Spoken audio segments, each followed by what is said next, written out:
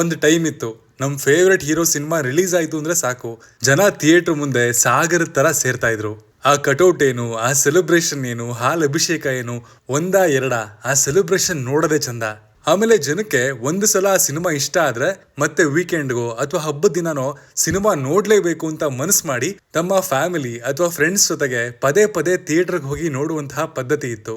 ಆದ್ರೆ ನಮ್ಮ ಭಾರತೀಯ ಚಿತ್ರರಂಗದಲ್ಲಿ OTT ಮೈನ್ ಸ್ಟ್ರೀಮ್ಗೆ ಬರ್ತಾ ಇದ್ದ ಹಾಗೆ, ಅದರಲ್ಲೂ ಎಸ್ಪೆಷಲಿ ಲಾಕ್ ಡೌನ್ ಸಂದರ್ಭದಲ್ಲಿ ಇದರ ಡಿಪೆಂಡೆನ್ಸಿ ಹೆಚ್ಚಾಯಿತು. ಒಂದು ಸಲ ಇದ್ರ ಹಾವಳಿ ಪ್ರಾರಂಭ ಆಗ್ತಾ ಇದ್ದ ಹಾಗೆ ಥಿಯೇಟರ್ಗಳು ಮುಚ್ಚೋಗುವಂತಹ ಸುದ್ದಿಗಳು ಕೂಡ ಹೆಚ್ಚಾಗಿ ಕೇಳಿ ಬರೋದಕ್ಕೆ ಪ್ರಾರಂಭ ಆಯಿತು. ಒಂದು ಕಾಲದಲ್ಲಿ ಐಕಾನಿಕ್ ಆಗಿದ್ದಂತಹ ಚಿತ್ರಮಂದಿರಗಳು ಕೂಡ ಮಾಲ್, ಅಪಾರ್ಟ್ಮೆಂಟ್, ಬಟ್ಟೆ ಶೋರೂಮ್ಗಳಾಗಿ ಬದಲಾಗೋದಕ್ಕೆ ಶುರುವಾದವು. ಯಾರೇ ಆಗ್ಲಿ ಸಿನಿಮಾದ ಮೇಲಿನ ಪ್ರೀತಿಗಾಗಿ ಹಣವನ್ನ ಕಳ್ಕೊಳ್ಳೋದಕ್ಕೆ ತಯಾರಿರಲ್ಲ. ಆದ್ರೆ ಇಷ್ಟೆಲ್ಲ ಸಿನಿಮಾಗಳನ್ನ ಕೋಟಿ ರೂಪಾಯಿಗೆ ಖರೀದಿ ಮಾಡ್ತಿರುವಂತಹ OTT ಪ್ಲಾಟ್ಫಾರ್ಮ್ಗಳಿಗೆ ಯಾವ ರೀತಿ ಅದು ವರ್ಕೌಟ್ ಆಗುತ್ತೆ, ಅಥವಾ ಅವ್ರಗಳಿಗೂ ಕೂಡ ಥಿಯೇಟರ್ಗಳ ಹಾಗೇನೆ ನಷ್ಟದ ಭೀತಿ ಇದೆಯಾ ಅನ್ನೋ ಸಾಕಷ್ಟು ಮಾಹಿತಿಗಳು ನಮ್ಮಲ್ಲಿ ಸುಮಾರು ಜನಕ್ಕೆ ಗೊತ್ತಿಲ್ಲ. ಹಾಗಿದ್ರೆ ಬನ್ನಿ ಆ ವಿಚಾರದ ಬಗ್ಗೆ ಇವತ್ತಿನ ವಿಡಿಯೋದಲ್ಲಿ ಸಂಪೂರ್ಣವಾಗಿ ಡಿಸ್ಕಸ್ ಮಾಡೋಣ. ಹಾಯ್ ಎಲ್ರಿಗೂ ನಮಸ್ಕಾರ ಅಂಡ್ ವೆಲ್ಕಮ್ ಟು ಖಡಕ್ ಸಿನಿಮಾ. ಆಗೆಲ್ಲ ಹೊಸ ಸಿನಿಮಾ ರಿಲೀಸ್ ಆಯ್ತು ಅಂದ್ರೆ ಸಾಕು, ಥಿಯೇಟರ್ಗೆ ಹೋಗಿ ನೋಡಿದ್ರೆ ಮಾತ್ರನೇ ಅದೊಂದು ಫೀಲ್ ಅಂತ ಅಭಿಪ್ರಾಯ ಇತ್ತು. ಆದ್ರೆ ಟೈಮು ಎಷ್ಟು ಬೇಗ ಬದಲಾಯ್ತು ನೋಡಿ. ಈಗ ಪ್ರತಿಯೊಬ್ರು ಕೂಡ ಯಾರಿಗೂ ಆ ಕ್ಯೂ ಅಲ್ಲಿ ನಿಂತ್ಕೊಂಡು ಟಿಕೆಟ್ ತಗೊಂಡು ಸಿನಿಮಾ ನೋಡ್ತಾರೆ, ಇಲ್ಲ ಬುಕ್ ಮೈ ಶೋನಲ್ಲಿ ಬುಕ್ ಮಾಡಿದ್ರೆ ಸುಮ್ನೆ ಟ್ಯಾಕ್ಸು ಪಾಕ್ಸು ಅಂತ ಸಿಕ್ಕಾಬಿಟ್ಟೆ ಚಾರ್ಜ್ ಮಾಡ್ತಾರೆ. OTT ಬರುತ್ತಾನೆ, ಮೊಬೈಲ್ ಅಲ್ಲೇ ಇಲ್ಲೇ ಕೂತ್ಕೊಂಡು ನೆಮ್ಮದಿಯಾಗಿ ನೋಡ್ಬೋದು ಅನ್ನುವಂತಹ ಅಭಿಪ್ರಾಯಗಳೇ ಹೆಚ್ಚಾಗಿದೆ. ಇದಕ್ಕೆ one of the major factor lock down ಅನ್ನೋದನ್ನ ನಿಮ್ಗೆ ಮತ್ತೆ ನೆನಪಿಸ್ತಾ ಇದೀನಿ. ಮನೋರಂಜನೆ ಈಗ ಚಿಕ್ಕ ಪರದೆ ಮೇಲೆ ಕೂಡ ಸಿಕ್ತಿರ್ಬೇಕಾದ್ರೆ ಯಾಕೆ ಮನೆಯಿಂದ ಹೊರಗೋಗ್ಬೇಕು ಅನ್ನೋ ಅಭಿಪ್ರಾಯ ಜನಗಳಿಗೆ ಮೂಡಿದೆ. ಎಲ್ರಿಗೂ ಅಂತ ಅಲ್ಲದೆ ಹೋದ್ರು ಇನ್ ಜನರಲ್ ತುಂಬಾ ಜನ ಇದನ್ನೇ ಹೇಳ್ತಾರೆ.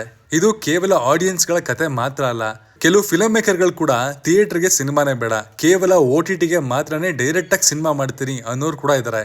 ಸೂರರೈ ಪೋಟ್ರು ಸೇರಿದಂತೆ ಸಾಕಷ್ಟು ಸೂಪರ್ ಹಿಟ್ ಸಿನಿಮಾಗಳು ನೇರವಾಗಿ OTT ರಿಲೀಸ್ ಆಗಿರೋದು ಕೂಡ ಇದಕ್ಕೆ ಒಂದು ನೇರವಾದ ಉದಾಹರಣೆ. ಸದ್ಯಕ್ಕೆ ಭಾರತದಲ್ಲಿ Netflix, Amazon Prime, ZEE5, Jio Hotstar, Sony Liv ಹೀಗೆ ಸಾಕಷ್ಟು ಪ್ಲಾಟ್ಫಾರ್ಮ್ಗಳು ಕಾಂಪಿಟೇಷನ್ಗೆ ಬಿದ್ದಿರೋ ತರ ಸಬ್ಸ್ಕ್ರಿಪ್ಷನ್ ನಲ್ಲಿ ಎಲ್ಲಾ ಪ್ರೀಮಿಯಂ ಕಂಟೆಂಟ್ ಗಳನ್ನ ತೋರಿಸೋದಕ್ಕೆ ಪ್ರಾರಂಭ ಮಾಡ್ಬಿಟ್ಟಿದ್ದಾರೆ. ಕೇವಲ ಸಿನಿಮಾಗಳು ಮಾತ್ರ ಅಲ್ಲದೆ ವೆಬ್ ಸೀರೀಸ್ ಗಳಂತಹ ಕೆಲವೊಂದು ಒರಿಜಿನಲ್ ಕಂಟೆಂಟ್ ಗಳು ಕೂಡ ಇದರಲ್ಲಿ ಪ್ರಸಾರ ಆಗ್ತಿರೋದ್ರಿಂದ ಥಿಯೇಟರ್ನ ಒಲವು ಪ್ರೇಕ್ಷಕರಲ್ಲಿ ಕಡಿಮೆ ಆಗೋದಕ್ಕೆ ಒಂದು ದೊಡ್ಡ ಕಾರಣ ಅಂತ ಹೇಳ್ಬೋದು. ನೀವೇ ಹೇಳಿ, ಈ ಕಡೆ 5 ವರ್ಷದಲ್ಲಿ ನಾವುಗಳೇ ಎಷ್ಟು ವೆಬ್ ಸೀರೀಸ್ ಗಳನ್ನ OTT ನೋಡಿಲ್ಲ, ಅಥವಾ ಈ ವೆಬ್ ಸೀರೀಸು ಅವಾಗ ಬರುತ್ತೆ ಇವಾಗ ಬರುತ್ತೆ ಅಂತ ವೆಯ್ಟ್ ಮಾಡಲ್ವಾ? ಥಿಯೇಟರ್ಗೆ ಹೋದ್ರೆ ಆಕಾಶದ ಎತ್ತರಕ್ಕೆ ಇರುವಂತಹ ಟಿಕೆಟ್ ಬೆಲೆ, ಅದಕ್ಕೂ ಜಾಸ್ತಿ ಇರೋ ಸ್ನಾಕ್ಸ್ ಪ್ರೈಸು ಹಾಗೂ ಪಾರ್ಕಿಂಗ್ ಚಾರ್ಜು, ಅದು ಇದು ಹೀಗೆ ಒಂದಕ್ಕೊಂದು ಅಂಟ್ಕೊಂಡಂತೆ ಬರುವಂತಹ ಖರ್ಚಿಗಿಂತ ಮನೇಲೆ ಒಂದು OTT ಪ್ಲಾಟ್ಫಾರ್ಮ್ ಸಬ್ಸ್ಕ್ರಿಪ್ಷನ್ ತಗೊಂಡು ಫುಲ್ ಫ್ಯಾಮಿಲಿ ಜೊತೆ ಕೂತ್ಕೊಂಡು ಸಿನಿಮಾ ನೋಡ್ತೀನಿ ಗುರು ಅಂತ ಹೇಳೋರೆ ಹೆಚ್ಚಾಗ್ಬಿಟ್ಟಿದ್ದಾರೆ. ಇಂತಹ ಅಭಿಪ್ರಾಯಗಳು ಹೆಚ್ಚಾಗೋದಕ್ಕೆ ಇನ್ನೊಂದು ಮೇಜರ್ ರೀಸನ್ ಇದೆ. ವಾರಕ್ಕೆ 5, 6, 7 ಸಿನಿಮಾಗಳ ತರ ರಿಲೀಸ್ ಮಾಡಿ ಆಡಿಯನ್ಸ್ ಮುಖದ ಮೇಲೆ ಸುಮ್ಮನೆ ಎಸಿತಾ ಇದ್ರೆ ಮೋಸ್ಟ್ ಆಫ್ ದ ಟೈಮ್ಸ್ ಸಮಯ ಮಾಡ್ಕೊಂಡು ಥಿಯೇಟರ್ಗೆ ಹೋದಾಗ್ಲೆಲ್ಲ ಬ್ಯಾಡ್ ಎಕ್ಸ್ಪೀರಿಯನ್ಸ್ ಅನ್ನ ಕೊಟ್ಟು ಕಳಿಸಿದಾಗ ಮತ್ತೆ ಎಲ್ಲಿಂದ ಅವ್ರು ಥಿಯೇಟರ್ಗೆ ಹೋಗ್ತಾರೆ ಸ್ವಾಮಿ? ಮೊದಲೆಲ್ಲ ಕಾಮನ್ ಆಗಿ ಕಂಡು ಬರ್ತಾ ಇದ್ದ 100 ಡೇಸ್ ಸಿನಿಮಾಗಳು ಈಗ 25 ದಿನ ಪೂರೈಸಿದ್ರೇನೆ ಮಹಾನ್ ದಾಖಲೆ ಅನ್ನೋ ರೇಂಜ್ ಆಗ್ಬಿಟ್ಟಿದೆ. OTT ಪ್ಲಾಟ್ಫಾರ್ಮ್ ನಲ್ಲಿ ಯಾವಾಗ ಬೇಕಾದ್ರೂ ಕೂಡ ಒಮ್ಮೆ ಮಾಡಿರುವಂತಹ ಖರ್ಚಿನಲ್ಲೇ ಮತ್ತೆ ಮತ್ತೆ ತಮಗ್ ಬೇಕಾಗಿರುವಂತಹ ಸಿನಿಮಾನ ಹಾಗೂ ಆ ಸಿನಿಮಾದ ದೃಶ್ಯಗಳನ್ನ ರಿವೈಂಡು, ಪಾಸು ಹಾಗೂ ಫಾರ್ವರ್ಡ್ ಮಾಡ್ಕೊಂಡು ನೋಡ್ಕೋಬಹುದು. ಇಷ್ಟೊಂದು ಸುಲಭವಾಗಿ ತಮಗ್ ಬೇಕಾಗಿರುವಂತಹ ಸಿನಿಮಾ ಎಕ್ಸ್ಪೀರಿಯನ್ಸ್ ಸಿಗುವಾಗ ಥಿಯೇಟರ್ಗೆ ಹೋಗಿ ಸಿನಿಮಾ ನೋಡೋರ್ ಸಂಖ್ಯೆ ಕಡಿಮೆ ಆಗದೆ ಇನ್ನೇನಾಗುತ್ತೆ ನೀವೇ ಹೇಳಿ? ಟೆಕ್ನಾಲಜಿ ಬೆಳೀತಾ ಇದ್ದ ಹಾಗೆ ಟ್ರೆಡಿಷನಲ್ ಸಿನಿಮಾ ಪ್ರೇಮಿಗಳ ಸಂಖ್ಯೆ ಕೂಡ ಗಣನೀಯವಾಗಿ ಕಡಿಮೆ ಆಗ್ತಿದೆ. ಕೆಲವು larger then life, big making ಹಾಗೂ ಬಿಗ್ ಹೈಪ್ ಸೃಷ್ಟಿಸಿರುವಂತಹ ಸಿನಿಮಾಗಳನ್ನ ಮಾತ್ರ ಪ್ರೇಕ್ಷಕರು ವರ್ಷಕ್ಕೆ 1 ಸರಿನೋ 2 ಸರಿನೋ ಫ್ಯಾಮಿಲಿ ಜೊತೆಗೆ ಅಥವಾ ಫ್ರೆಂಡ್ಸ್ ಜೊತೆಗೆ ಹೋಗಿ ಥಿಯೇಟರ್ ನಲ್ಲಿ ನೋಡ್ತಾರೆ ಅಂತ ಸ್ಟಾಟಿಸ್ಟಿಕ್ಸ್ ಮಾತಾಡ್ತಿದೆ. ಸಿಂಪಲ್ ಆಗಿ ಎಂಟರ್ಟೈನ್ಮೆಂಟ್ ಸಿಗುತ್ತೆ ಅಂದ್ರೆ ಮನೇಲೆ ಕೂತ್ಕೊಂಡು ನೋಡ್ತೀವಿ ಸ್ವಾಮಿ ಅನ್ನೋ ಜನಗಳು ಹೆಚ್ಚಾಗ್ಬಿಟ್ಟಿದ್ದಾರೆ. ಅಂಡ್ ಇದು ಅವ್ರ ತಪ್ಪು ಅಂತ ಹೇಳೋದಕ್ಕೆ ಕೂಡ ಆಗಲ್ಲ. ಅವ್ರಿಗೆ ಆ ಒಂದು ಎಕ್ಸ್ಪೀರಿಯನ್ಸ್ ಅಥವಾ ಮ್ಯಾಜಿಕ್, ಆ ಟ್ರೀಟ್ಮೆಂಟ್ ಥಿಯೇಟರ್ ಅಲ್ಲಿ ಒಳ್ಳೆ ಸಿನಿಮಾಗಳ ಮೂಲಕ ಸಿಗಬೇಕು. ದೊಡ್ಡ ದೊಡ್ಡ ಸ್ಟಾರ್ ಗಳ ಸಿನಿಮಾಗಳು ಕೂಡ ರಿಲೀಸ್ ಆದ 30 ದಿನಕ್ಕೆ ಅಮೆಜಾನ್ ಪ್ರೈಮ್, ನೆಟ್ಫ್ಲಿಕ್ಸ್ ನಲ್ಲಿ ಅಥವಾ ಇನ್ನಿತರೆ OTT ಪ್ಲಾಟ್ಫಾರ್ಮ್ಸ್ ಗಳಲ್ಲಿ ನಿಮಗೆ ಕಾಣೋದಕ್ಕೆ ಸಿಗುತ್ತೆ. ಹೀಗಾಗಿ ಅದೆಷ್ಟೇ ದೊಡ್ಡ ಸಿನಿಮಾ ಆಗಿದ್ರು ಕೂಡ OTT ನಲ್ಲಿ ಬರೋದಕ್ಕೆ ಇವತ್ತಿನ ದಿನ ಹೆಚ್ಚಿನ ಕಾಲ ಕಾಯಬೇಕಾಗಿರೋ ಅಗತ್ಯ ಇಲ್ಲ. ಇದರ ನಡುವೆ ಸಿನಿಮಾ ಥಿಯೇಟರ್ ಅಲ್ಲಿ ರಿಲೀಸ್ ಆಗಿರೋ ದಿನಾನೇ ಪೈರೇಟೆಡ್ ಕಾಪಿ ಮೂಲಕ ಎಲ್ಲರ ಮೊಬೈಲ್ ಸ್ಕ್ರೀನ್ ಮೇಲೆ ಕಂಡು ಬರ್ತಾ ಇರೋದು ಕೂಡ ಒಂದು ಲಾಸ್ ಅಂತಾನೆ ಹೇಳ್ಬೋದು. ಸಾಕಷ್ಟು ವರ್ಷಗಳಿಂದ ಇದು ಕ್ಯಾನ್ಸರ್ ರೀತಿಲಿ ನಮ್ಮ ಇಂಡಸ್ಟ್ರಿಗಳಿಂದ ಕೊರಿತಾ ಇದ್ರು ಕೂಡ ಇದಕ್ಕೆ ಒಂದು ಪರ್ಮನೆಂಟ್ ಸೊಲ್ಯೂಷನ್ ಇದುವರೆಗೂ ಸಿಕ್ಕಿಲ್ಲ, ಮುಂದೆ ಸಿಗೋದು ಕೂಡ ಅನುಮಾನ ಅನ್ಸ್ಬಿಟ್ಟಿದೆ. ಇನ್ನು OTT ಲೋಕದ ಸತ್ಯಗಳನ್ನ ತಿಳ್ಕೊಳ್ಳೋಣ ಬನ್ನಿ. OTT ಸಂಸ್ಥೆಗಳು ಕೂಡ ಎಲ್ರಿಗೂ ಗೊತ್ತಿರಬಹುದು, ಸಾಕಷ್ಟು ಸ್ಟಾರ್ ಹೀರೋಗಳ ಸಿನಿಮಾಗಳನ್ನ ರಿಲೀಸ್ ಆಗೋದಕ್ಕಿಂತ ಮುಂಚೆನೆ ರೆಕಾರ್ಡ್ ಬ್ರೇಕಿಂಗ್ ಬೆಲೆಗೆ ಖರೀದಿ ಮಾಡ್ತವೆ. ಉದಾಹರಣೆಗೆ ಹೇಳೋದಾದ್ರೆ ರೀಸೆಂಟ್ಲಿ ರಿಲೀಸ್ ಆಗಿರುವಂತಹ ತಲಾ ಅಜಿತ್ ರವರ ಗುಡ್ ಬ್ಯಾಡ್ ಅಂಡ್ ಅಗ್ಲಿ ಸಿನಿಮಾದ OTT ರೈಟ್ಸ್ ಅನ್ನ 95 ಕೋಟಿ ರೂಪಾಯಿಗೆ ನೆಟ್ಫ್ಲಿಕ್ಸ್ ತಗೊಂಡಿದೆ. ವಿಜಯ್ ಅವರ ಕೊನೆ ಸಿನಿಮಾ ಅಂತ ಹೇಳಲಾಗ್ತಿರುವಂತಹ ಜನನಾಯಕನ್ ಸಿನಿಮಾವನ್ನ 120 ಕೋಟಿ ರೂಪಾಯಿಗೆ ಪ್ರೈಮು, ಸೂಪರ್ ಸ್ಟಾರ್ ರಜನಿಕಾಂತ್ ಅವರ ಕೂಲಿ ಸಿನಿಮಾನ 110 ಕೋಟಿ ರೂಪಾಯಿಗೆ ಈಗಾಗಲೇ ಖರೀದಿ ಮಾಡಿದೆ. ಹಾಗೆ ನಮ್ಮ ಕರ್ನಾಟಕದ ಹೆಮ್ಮೆ ಕಾಂತಾರ ಚಾಪ್ಟರ್ 1 ಸಿನಿಮಾವನ್ನ ಕೂಡ ಅಮೆಜಾನ್ ಪ್ರೈಮ್ ಸೌತ್ ಇಂಡಿಯಾದ ಎಲ್ಲಾ ಭಾಷೆಗಳ OTT ಹಕ್ಕನ್ನ ಭರ್ಜರಿ 125 ಕೋಟಿಗೆ ಪರ್ಚೇಸ್ ಮಾಡಿತು ಅನ್ನೋ ಸುದ್ದಿ ಸಿಕ್ಕಾಪಟ್ಟೆ ಸದ್ ಮಾಡಿತು. ಹಿಂದಿ OTT ರೈಟ್ಸ್ ಅನ್ನ ನೆಟ್ಫ್ಲಿಕ್ಸ್ಗೆ ಕೊಡಬೇಕು ಅಂತ ಹೋಲ್ಡ್ ಮಾಡ್ಕೊಂಡಿದ್ದಾರೆ ಅನ್ನೋ ಮಾಹಿತಿ ಕೂಡ ಇದೆ. ಅಂದ್ರೆ ಅದನ್ನು ಸೇರಿದ್ರೆ it will easily cross 150 crores. Obviously cinema release ಆಗೋದಕ್ಕೆ ಮುಂಚೆನೆ ರೈಟ್ಸ್ ನ ಬೈ ಮಾಡಿದ್ದಾರೆ ಅಂದ್ರೆ ಸಿನಿಮಾದ ಹೈಪ್ ಅನ್ನ ಈ ಕಂಪನಿಗಳು ಎವ್ಯಾಲ್ಯೂಯೇಟ್ ಮಾಡಿರ್ತಾರೆ ಅಂಡ್ ಸಿನಿಮಾನ ಆಡಿಯನ್ಸ್ ಯಾವ ರೀತಿಲಿ ರಿಸೀವ್ ಮಾಡ್ತಾರೆ, ಹಾಗೂ OTT ಸಂಸ್ಥೆಗಳು ಇದಕ್ಕೆ ಇನ್ವೆಸ್ಟ್ ಮಾಡಿರುವಂತಹ ಹಣ OTT ಪ್ಲಾಟ್ಫಾರ್ಮ್ ಅಲ್ಲಿ ರಿಲೀಸ್ ಆದ್ಮೇಲೆ ರಿಟರ್ನ್ ಬರುತ್ತಾ ಇಲ್ವಾ, ಈ ಎಲ್ಲಾ ವಿಚಾರ ಒಂದ್ ರೀತಿ ಗ್ಯಾಮ್ಲಿಂಗ್ ಇದ್ದಂಗೆ. ಇದು OTT ಪ್ಲಾಟ್ಫಾರ್ಮ್ಗಳಿಗೂ ಅಷ್ಟೇನ್ ಈಸಿ ಇಲ್ಲ. ಅವ್ರು ಫೇಸ್ ಮಾಡುವಂತಹ ಚಾಲೆಂಜಸ್ ನ ನೋಡೋದಾದ್ರೆ, ಒಂದ್ ಕಡೆ ಬಿಗ್ ಸ್ಟಾರ್ ಗಳ ದೊಡ್ಡ ಮಟ್ಟದ ಹೈಪ್ ಇರುವಂತಹ ಸಿನಿಮಾಗಳನ್ನ ಖರೀದಿ ಮಾಡೋದಕ್ಕೆ ಬೇರೆ ಬೇರೆ ಡಿಫ್ರೆಂಟ್ OTT ಪ್ಲಾಟ್ಫಾರ್ಮ್ ಗಳ ನಡುವೆ ಕಾಂಪಿಟೇಷನ್ ಇರುತ್ತೆ. ಹೀಗಾಗಿ 100 ಕೋಟಿ ರೂಪಾಯಿಗಳನ್ನ ಕಣ್ಣು ಮುಚ್ಕೊಂಡು ಜೂಜಾಟದ ರೀತಿಯಲ್ಲಿ ಸುರಿಬೇಕಾಗುತ್ತೆ. ಯಾರು ಹೆಚ್ಚು ಬೆಲೆ ಆಫರ್ ಮಾಡ್ತಾರೋ ಅವ್ರಿಗೆ ಆ ಸಿನಿಮಾ ಸಿಗುತ್ತೆ. ಆ ಸಿನಿಮಾದ ರೈಟ್ ಸಿಕ್ಕಿದ್ಮೇಲೆ ಅದೇನ್ ಈಸಿ ಇಲ್ಲ. ಪೈರಸಿಯಿಂದ ಅವ್ರಿಗೆ ಆಗುವಂತಹ ಕಾಟ ಒಂದ ಸಿನಿಮಾ ಥಿಯೇಟರ್ ಅಲ್ಲಿ ರಿಲೀಸ್ ಆದ ದಿನಾನೇ HD ಕಾಪಿ ಸಿಗುತ್ತೆ ಅಂದ್ರೆ ಅದನ್ನ ಯಾರ್ ತಾನೇ ದುಡ್ಡು ಕೊಟ್ಟು OTT ಪ್ಲಾಟ್ಫಾರ್ಮ್ ಸಬ್ಸ್ಕ್ರಿಪ್ಷನ್ ತಗೊಂಡು ನೋಡ್ತಾರೆ ಅನ್ನೋ ಫ್ಯಾಕ್ಟ್ ಕೂಡ ಕಂಪನಿಗಳ ತಲೆನ ದಿನ ಕೆಡಿಸ್ತಾ ಇದೆ.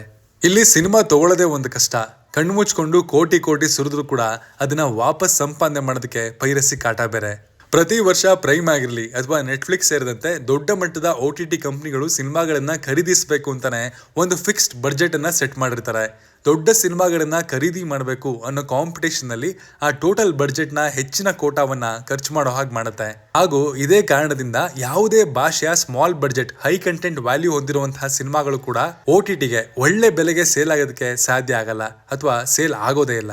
ಈ ಕೇಸಲ್ಲಿ ಮಲಯಾಳಂ ಸಿನಿಮಾಗಳು ಡಿಮ್ಯಾಂಡ್ ಅಂಡ್ ಸಪ್ಲೈಯನ್ನ ಹೆಚ್ಚಿಸಿಕೊಂಡು ಅವುಗಳಿಗೆ ಒಂದು ಒಳ್ಳೆ ಸ್ಥಾನಮಾನವನ್ನ ಇತ್ತೀಚಿನ 3-4 ವರ್ಷಗಳಲ್ಲಿ ಗಳಿಸ್ಕೊಂಡಿದೆ. ಇದರಿಂದ ಹೊಡೆತ ಬೀಳ್ತಾ ಇರೋದು ನಮ್ಗೆನೆ.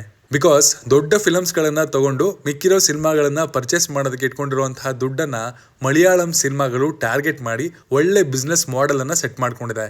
ನೀವೇ ಹೇಳಿ, ನಾವಾದ್ರೂ ಒಂದು ವ್ಯಾಪಾರ ಮಾಡ್ತಾ ಇದ್ರೆ ಯಾವ್ದು ಲಾಭಕ್ಕೆ ಗ್ಯಾರಂಟಿ ಆಗಿದೆಯೋ ಅದನ್ನೇ ತಾನೇ ನಾವು ಮಾರೋರಿಂದ ಖರೀದಿಸಿ ಅದನ್ನ ಬೇರೆ ಕಡೆಗೆ ಹೆಚ್ಚಿನ ಬೆಲೆಗೆ ಮಾರ್ತೀವಿ. ಇಲ್ಲೂ ಕೂಡ ಬಿಗ್ ಬಡ್ಜೆಟ್ ಸಿನಿಮಾಗಳನ್ನ ಖರೀದಿ ಮಾಡೋದಕ್ಕೆ ಹೆಚ್ಚಿನ ಬಡ್ಜೆಟ್ ಅನ್ನ ಸುರಿದು ಚಿಕ್ಕ ಬಡ್ಜೆಟ್ ನ ಸಿನಿಮಾಗಳಿಗೆ OTT ಸಂಸ್ಥೆಗಳು ಸೊಪ್ಪಾಕೋದನ್ನ ಕಡಿಮೆ ಮಾಡಿದೆ.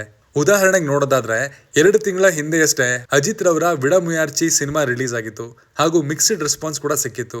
ಹೀಗಿದ್ರು ಕೂಡ ಅವರ ಈಗ ರಿಲೀಸ್ ಆಗಿರುವಂತಹ ಗುಡ್ ಬ್ಯಾಡ್ ಅಂಡ್ ಅಗ್ಲಿ ಸಿನಿಮಾಗೆ 90 ಕೋಟಿಗಿಂತ ಹೆಚ್ಚಿನ ಬಡ್ಜೆಟ್ ಸುರಿಯೋದಕ್ಕೆ ನೆಟ್ಫ್ಲಿಕ್ಸ್ ರೆಡಿ. ಯಾಕಂದ್ರೆ ಅದು ಬಿಗ್ ಸ್ಟಾರ್ ನ ಸಿನಿಮಾ. ಒಂದು ಮಿನಿಮಮ್ ಗ್ಯಾರಂಟಿಯ ಹೋಪ್ ಇಟ್ಕೊಂಡೆ ಅದನ್ನ ಖರೀದಿ ಮಾಡ್ತಾರೆ. ಕೆಲವೇ ಸಮಯದ ಹಿಂದೆ ನಮ್ಮ ಕನ್ನಡದಲ್ಲಿ ಒಂದು multi starrer big budget cinema ದೊಡ್ಡ ಹೈಪು ಜೊತೆಗೆ ಪ್ಯಾನ್ ಇಂಡಿಯಾ ರಿಲೀಸ್ ಆಗಿ ದೊಡ್ಡ ಮಟ್ಟದ ಹೊಡೆತವನ್ನ ಕನ್ನಡ ಚಿತ್ರರಂಗಕ್ಕೆ ನೀಡಿತು. ಎಸ್, ನೀವು ಯೋಚನೆ ಮಾಡ್ತಿರೋದು ಕರೆಕ್ಟೇ, ಇಟ್ಸ್ ಕಬ್ಜಾ. ಅದರಿಂದಾಗಿ ಕನ್ನಡ ಸಿನಿಮಾಗಳ ಹಿಂದಿಯ ಡಬ್ಬಿಂಗ್ ರೇಟ್ಸ್ ಕೂಡ ತುಂಬಾನೇ ಲೋ ಆಯಿತು. ಅದನ್ನ ಖರೀದಿ ಮಾಡಿದ್ದ ಅಮೆಜಾನ್ ಪ್ರೈಮ್ ಕೂಡ ದೊಡ್ಡ ಮಟ್ಟದ ಹೊಡೆತವನ್ನ ಕಂಡಿದ್ದು ಅದೇ ಕಾರಣಕ್ಕಾಗಿ ಕನ್ನಡ ಸಿನಿಮಾಗಳನ್ನ ಹೆಚ್ಚಿಗೆ ಖರೀದಿ ಮಾಡೋದಕ್ಕೆ ನಮ್ಮ ಬಳಿ ಫಂಡ್ಸ್ ಇಲ್ಲ ಅನ್ನೋ ಮಾತನ್ನ ಹೇಳ್ತಿದೆ ಅನ್ನುವಂತಹ ಸುದ್ದಿ ಕೂಡ ನಾನು ಹೊಸ ಫಿಲ್ಮ್ ಮೇಕರ್ಸ್ ಗಳನ್ನ ಇಂಟರ್ವ್ಯೂಗಳಲ್ಲಿ ಮೀಟ್ ಮಾಡಿದಾಗೆಲ್ಲ ಕೇಳಿ ಬರ್ತಾನೆ ಇರುತ್ತೆ. ರೀಸೆಂಟ್ಲಿ ಮಾರ್ಟಿನ್ ಕೂಡ ಇದೇ ಡಿಸಪಾಯಿಂಟಿಂಗ್ ಬಿಸ್ನೆಸ್ ಅನ್ನ ಮಾಡಿದ್ದು OTT ಸ್ಟ್ಯಾಟಿಸ್ಟಿಕ್ಸ್ಗೆ ಇವುಗಳು ಡೆಫಿನೆಟ್ಲಿ ಇಂಪ್ಯಾಕ್ಟ್ ಮಾಡುತ್ತೆ. ಕೆಲ ಬಿಗ್ ಸ್ಟಾರ್ ಗಳ ಬಿಗ್ ಬಡ್ಜೆಟ್ ಸಿನಿಮಾ ವರ್ಕೌಟ್ ಆಗೋದಿಲ್ಲ. ಹೀಗಾಗಿ ಸಿನಿಮಾಗಳನ್ನ ಖರೀದಿ ಮಾಡೋದಕ್ಕಿಂತ ಮುಂಚೆನೆ ಲಾಭ ನಷ್ಟದ ಬಗ್ಗೆ ನಿರ್ಮಾಪಕರ ರೀತಿಲೇ OTT ಪ್ಲಾಟ್ಫಾರ್ಮ್ಗಳು ಕೂಡ ಯೋಚನೆ ಮಾಡೋದಕ್ಕೆ ಸ್ಟಾರ್ಟ್ ಮಾಡಿದೆ. OTTಯ ಬೇಡಿಕೆ ಈಗ ಹೆಚ್ಚಾಗ್ತಿರೋ ಕಾರಣದಿಂದ ಟಿವಿನಲ್ಲಿ ಕೂಡ ಸಿನಿಮಾಗಳನ್ನ ಜನಗಳು ನೋಡೋದು ಕಡಿಮೆ ಆಗಿದೆ. ಹೀಗಾಗಿ ಇತ್ತೀಚೆಗೆ ನೀವು ಅಬ್ಸರ್ವ್ ಮಾಡಿದ್ರೆ ಸ್ಯಾಟಿಲೈಟ್ ರೇಟ್ಸ್ ಕೂಡ ಅತ್ಯಂತ ಕಡಿಮೆ ಬೆಲೆಗೆ ಸೇಲ್ ಆಗ್ತಿದೆ. OTT ಕಾರಣದಿಂದ ಥಿಯೇಟರ್ಗಳು ನಷ್ಟವನ್ನ ಅನುಭವಿಸ್ತಾ ಇದೆ ಅನ್ನೋ ಸ್ಟೇಟ್ಮೆಂಟ್ ಅನ್ನ ಸರ್ವೇ ಸಾಮಾನ್ಯವಾಗಿ ಫಿಲ್ಮ್ ಫೆಟರ್ನಿಟಿಗಳಿಂದ ಕೇಳಿರ್ತೀರ. ನಿರ್ಮಾಪಕರ ರೀತಿಲೇ OTT ಪ್ಲಾಟ್ಫಾರ್ಮ್ಗಳು ಕೂಡ ಸಿನಿಮಾದ ಮೇಲೆ ಹಣವನ್ನ ಹೂಡಿಕೆ ಮಾಡಿನೇ ಖರೀದಿ ಮಾಡಿರ್ತವೆ. ಆದ್ರೆ ಅನ್ಕೊಂಡಂತಹ ಪ್ರಾಫಿಟ್ ಸಿಗದೆ ಇದ್ದಾಗ ಆ ಭಾಷೆಯ ಅಥವಾ ಆ ವರ್ಗದ ಸಿನಿಮಾಗಳನ್ನ ಖರೀದಿ ಮಾಡೋದನ್ನ ಕಡಿಮೆ ಮಾಡುತ್ತೆ. ಯಾಕಂದ್ರೆ ಪ್ರತಿಯೊಬ್ಬರಿಗೂ ಕೂಡ ಅವರು ಇನ್ವೆಸ್ಟ್ ಮಾಡಿರುವಂತಹ ದುಡ್ಡಿನ ಪ್ರಾಫಿಟ್ ಅಲ್ಟಿಮೇಟ್. ನಮ್ಮ ಕನ್ನಡ ಚಿತ್ರರಂಗದ ವಿಚಾರಕ್ಕೆ ಬರೋದಾದ್ರೆ ಸ್ಮಾಲ್ ಕಂಟೆಂಟ್ ಗಳನ್ನ ಯಾರು ಖರೀದಿ ಮಾಡ್ತಿಲ್ಲ. ಬಿಗ್ ಬಡ್ಜೆಟ್ ಸಿನಿಮಾಗಳು ಅನ್ಕೊಂಡಂತೆ ರೆಸ್ಪಾನ್ಸ್ ಅನ್ನ ಪಡ್ಕೋತಾ ಇಲ್ಲ. ಈ ವರ್ಷ ರಿಲೀಸ್ ಆಗಿರುವಂತಹ 75 ಫಿಲ್ಮ್ಗಳಲ್ಲಿ 10% ಸಿನಿಮಾಗಳು OTTಗೆ ಕನ್ವರ್ಟ್ ಆಗಿದೆ. ಅಂಡ್ ಅದರಲ್ಲಿ ಯಾವುದೇ ಪ್ರೀ ಸೇಲ್ ಇಲ್ಲ ಅಥವಾ ಔಟ್ ರೇಟ್ಗೆ ಸೇಲ್ ಆಗಿಲ್ಲ. ಎಲ್ಲವೂ ಪೇಪರ್ ವ್ಯೂ ಅಂಡ್ ಎಕ್ಸೆಪ್ಟ್ ಒಂದ್ 2-3 ಸಿನಿಮಾ ಬಿಟ್ಟು ಯಾವುದು ಲ್ಯಾಕ್ಸ್ ಅಲ್ಲಿ ಕೂಡ ಕಮಾಯನ್ನ ಮಾಡಿಲ್ಲ. ಹೀಗಾಗಿ ಖಂಡಿತವಾಗ್ಲೂ ಕಾಂತಾರ ಅಥವಾ ಟಾಕ್ಸಿಕ್ ನಂತಹ ಸಿನಿಮಾಗಳು ರಿಲೀಸ್ ಆಗೋ ತನಕ ಈ ತಲೆನೋವು ಫಿಲಂ ಇಂಡಸ್ಟ್ರಿಗೆ ಇದ್ದಿದ್ದೆ. ಅಥವಾ ಥಿಯೇಟ್ರಿಕಲಿ ನಮ್ಮ ಸಿನಿಮಾಗಳು ಭಾರಿ ಸೌಂಡ್ ಅನ್ನ ಮಾಡಿದ್ರೆ ಅದು OTTಲೂ ಖಂಡಿತ ಬಿಸ್ನೆಸ್ ಮಾಡುತ್ತೆ. ಫೈನಲಿ ಇದನ್ನ ಅನಲೈಸ್ ಮಾಡ್ತಾ ನನಗೆ ಅರ್ಥ ಆಗಿದ್ದು ಒಂದು ವಿಷಯ, it is pure demand and supply. ಒಳ್ಳೆ ಕಂಟೆಂಟ್ಗಳು ಕನ್ಸಿಸ್ಟೆಂಟ್ ಆಗಿ ಅಂದ್ರೆ ತಿಂಗಳಿಗೆ 2 ತರ ಥಿಯೇಟರ್ಗೆ ಬಂದ್ರೆ ತಾನಾಗಿ ಆಡಿಯನ್ಸ್ಗಳು ಫಿಲ್ ಆಗ್ತಾರೆ. ಸಿನಿಮಾ ನೋಡೋದು ಚಟವಾಗಿ ಬದಲಾಗುತ್ತೆ, ಸೆಲೆಬ್ರೇಟ್ ಮಾಡೋದಕ್ಕೆ ಶುರು ಮಾಡ್ತಾರೆ. ಅಂಡ್ OTTಲ್ ಕೂಡ ಅದೇ ಡಿಮ್ಯಾಂಡ್ ಕ್ರಿಯೇಟ್ ಆಗುತ್ತೆ. ಥಿಯೇಟರ್ ವರ್ಸಸ್ OTT ಈ ವಿಷಯದ ಬಗ್ಗೆ ನಿಮ್ಮ ಅಭಿಪ್ರಾಯ ಏನು ಅನ್ನೋದನ್ನ ಕಮೆಂಟ್ ಮಾಡಿ ತಿಳಿಸಿ. Signing off, Manu.